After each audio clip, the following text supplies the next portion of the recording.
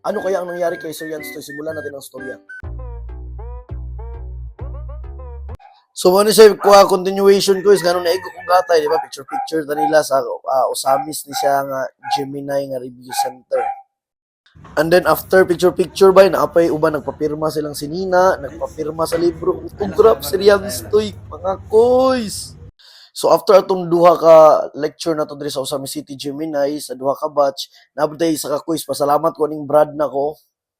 Pasalamat ko ning gihatag niya nga short. So, shout out Sigma Upsilon Upsilon Lambda.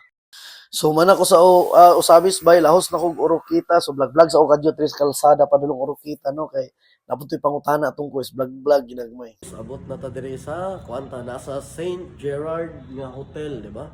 So after ta diri bay ugma, proceed na po din ta sa Dumingag, biyahe na po din ta. Kuys, may hapon ganyong tanan nila. Kuha pa mga kuys, kuha ka lagot bitaw. Shout out sa to mga kuys diri sa Gemini Review Center sa Oroqueta City. Mga kuys, isang A naman dyan! Ay, naulog-ulugan ko sa Yanstoy. So, after na ko discuss sa Orokita sa kaadlaw mga quiz, nihapit akong maranding dito na uptog sa akong boarding house, ay ako nila sa Dumingag.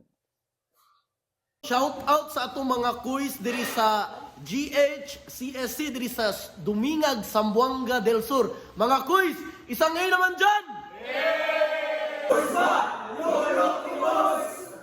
After sa akong discussion dito, nagkuhan po ko mga quiz dito, content ko, then nanghatag ko kwarta or reward sa makatubag ato akong pangutana, di ba? So, naka 300.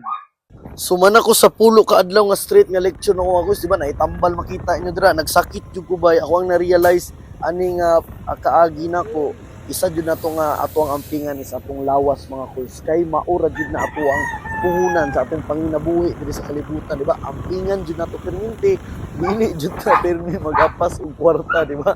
So dapat jud ay iPod nga mopahulay pud ta ninyo. Sugod lang, God bless ka natong tanan, amping kanunay.